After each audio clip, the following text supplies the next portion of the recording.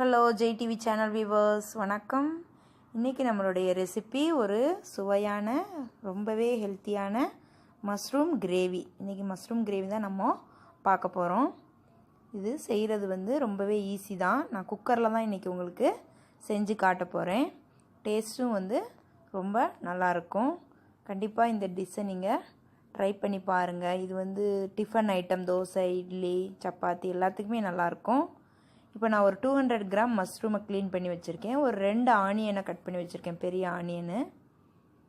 2 தக்காளி எடுத்துருக்கிறேன். ஒரு தக்காளியை கட் பண்ணி வச்சுருக்கேன். இன்னொரு தக்காளியை அரைச்சிக்க போகிறேன் நான் சிக்கன் மசாலாவோட சேர்த்து.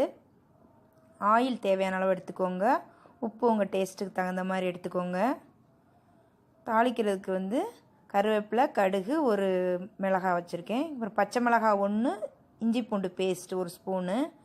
இப்போ மசால் பொடி என்னென்ன வேணும்னு பார்த்தீங்கன்னா, மிளகாத்தூள் 1 ஸ்பூனு, மல்லித்தூள் 1 ஸ்பூனு, கொஞ்சமாக மஞ்சள் தூள், கரம் மசால் தூள் கொஞ்சமாக எடுத்துருக்கிறேன். தேங்காய் எடுத்துருக்கிறேன். பால் எடுத்து ஊற்ற போகிறேன். நீங்கள் வேணால் தேங்காய் அப்படியே அரைச்சி ஊற்றிக்கலாம். இதுதான் சிக்கன் மசாலா எடுத்துருக்கிறேன். இது ஹோம்மேட் சிக்கன் மசாலா. இந்த வீடியோ கூட நான் போட்டிருக்கேன் எங்கள் சேனலில், நீங்கள் பாருங்கள். இந்த தக்காளியும் சிக்கன் மசாலாவும் அரைச்சிக்க போகிறேன். நீங்கள் சிக்கன் மசாலா இல்லைன்னா நீங்கள் கடையில் வாங்கின ஏதாவது மசாலா இருந்தால் கூட யூஸ் பண்ணிக்கலாம். இப்போது எண்ணெய் சூடாயிருச்சு குக்கரில். நான் இப்போது கடுகு, கருவேப்பிலை, வரமிளகாய் இந்த 3ஐயும் போட்டு தாளிச்சிட போகிறேன்.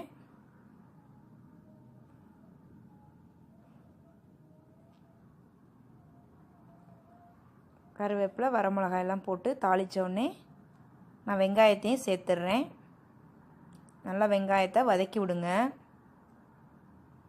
வெங்காயம் நல்லா வதங்கட்டும்.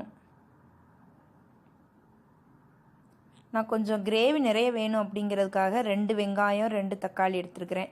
இந்த வெங்காயம் வதங்கும் போதே இந்த சிக்கன் மசாலாவையும் தக்காளியும் போட்டு அரைச்சி வச்சுக்கிறேன்.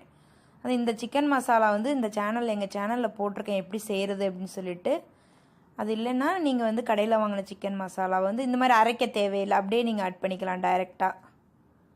இப்போ இஞ்சி பூண்டு பேஸ்ட் 1 ஸ்பூன் எடுத்துருக்கிறேன். அதையும் சேர்த்துருங்க. நல்லா வதக்கி விடுங்க. ஒரே ஒரு பச்சை மிளகாய், அந்த டேஸ்ட் நல்லாயிருக்கும், ஃப்ளேவருக்காக போட்டிருக்கிறேன். இஞ்சி பூண்டு வாசனை போகிற அளவுக்கு நல்லா வதக்கிக்கோங்க. இப்போ ஒரு தக்காளி கட் பண்ணி வச்சுருக்கேன் பார்த்தீங்களா, அதை சேர்த்துட்டேன். இன்னொரு தக்காளி அரைச்சிருக்கிறேன். இப்போது இந்த நல்லா வதங்கிறதுக்காக உப்பு சேர்த்துக்கலாம். உப்பு உங்கள் டேஸ்ட்டுக்கு தகுந்த மாதிரி சேர்த்துக்கோங்க. நல்லா வதங்கட்டும். வெங்காயம், தக்காளி, இஞ்சி பூண்டு பேஸ்ட் எல்லாம் வதக்கிக்கோங்க நல்லா.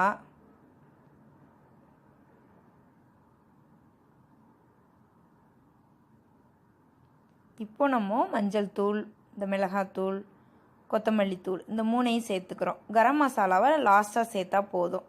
அப்புறம் கொத்தமல்லி தூள் போட்டுறேன். கொத்தமல்லி தூளும் மிளகாத்தூளும் ஒரே அளவு ஒரு ஸ்பூன் எடுத்துருக்கிறேன். ஏன்னா சிக்கன் மசாலா பொடி வேறு போட போகிறேன், அதனால் இது கொஞ்சம் தான் போடுறேன். 2 தக்காளி போடுறோம், அதனால் காரத்தை எல்லாம் அது எடுத்துரும். உங்களுக்கு கிரேவி நிறைய வேணுன்றதுக்காக நான் அது மாதிரி 2 தக்காளி போட்டிருக்கேன். இப்போ நம்ம இந்த க்ளீன் பண்ணி வச்ச மஷ்ரூமை சேர்த்துட்டேன். மஷ்ரூம் அப்படியே வதக்கி விடுங்க. ஒரு 5 நிமிஷம் அது கொஞ்சம் சிம்மில் வச்சுக்கிட்டு நல்லா வதங்கட்டும். கொஞ்சம் மஷ்ரூம்லேருந்தே நிறைய தண்ணி வெளியே வர ஆரம்பிக்கும்.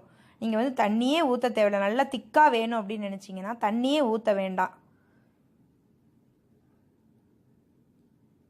இப்போ அரைச்சி வச்ச அந்த தக்காளியும் சிக்கன் மசாலா பவுடர் இந்த 2ஐயும் அரைச்சி வச்சுருக்கேன், அதையும் நான் சேர்த்துடுறேன். இது நான் அரைச்ச சிக்கன் மசாலா எல்லா மசாலா ஐட்டமும் வறுத்து அரைச்சி தான் பண்ணியிருக்கேன். அதனால் சீக்கிரமே அந்த பச்சை வாசனை எதுவுமே இருக்காது, நல்லா வதங்கிடும் அது. இப்போ பாருங்கள், போட்டுட்டு கொஞ்சமாக நான் தண்ணி சேர்க்குறேன். வேணான்னு நினச்சிங்கன்னா நீங்கள் இப்படியே குக்கரில் மூடி போட்டு மூடிடுங்க. இப்படியே திக்காக வேணும்னு நினச்சிங்கன்னா. இப்போ நான் கொஞ்சம் தண்ணி சேர்க்குறேன். எனக்கு கொஞ்சம் லிக்விட் கன்சிஸ்டன்சி வேணும் அப்படின்றதுக்காக நான் தண்ணி சேர்த்துட்டு ஒரு 3 விசில் கூட விட்டுக்கோங்க நல்லா. ஏன்னா அப்போ தான் மஷ்ரூம் நல்லா வேகும். இப்போ பாருங்கள், நான் 3 விசில் விட்டுட்டு அதுக்கப்புறம் ஓப்பன் பண்ணிட்டேன். நல்லா வெந்துருச்சு மஷ்ரூம் உங்களுக்கு. எனக்கு பாருங்கள் இந்தளவுக்கு கன்சிஸ்டன்சி வந்திருக்கு. உங்களுக்கு வேணாம்னு நினச்சிங்கன்னா நீங்கள் தண்ணியே ஆட் பண்ணவே தேவையில்லை. மஷ்ரூமில் இருக்க தண்ணியிலே நீங்கள் வேக வச்சுக்கலாம்.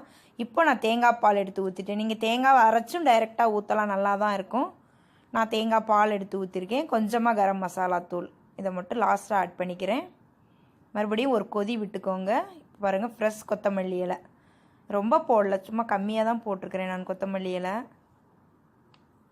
இப்போ வந்து கிரேவி நமக்கு ரெடி ஆயிடுச்சு. அவ்வளோதான். நல்லா ஒரு கொதி விட்டோடனே நம்ம ஆஃப் பண்ணிடலாம் ஸ்டவ்வை. ரொம்பவே எம்மியான ஒரு கிரேவி இது. சாதம், இட்லி, தோசை, சப்பாத்தி, பூரி எல்லாத்தோடையுமே ரொம்பவே நல்லாயிருக்கும்.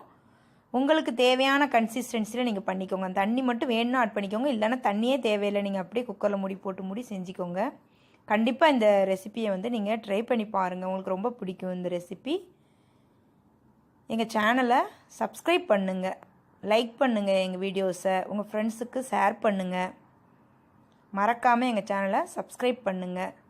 ஒரு எம்மியான ரொம்பவே டேஸ்டியான ஒரு சத்தான மஷ்ரூம் கிரேவி ரெடி ஆயிடுச்சு. கண்டிப்பாக ட்ரை பண்ணி பார்த்துட்டு உங்கள் கமெண்ட்ஸை எங்கள் சேனலுக்கு எழுதுங்க.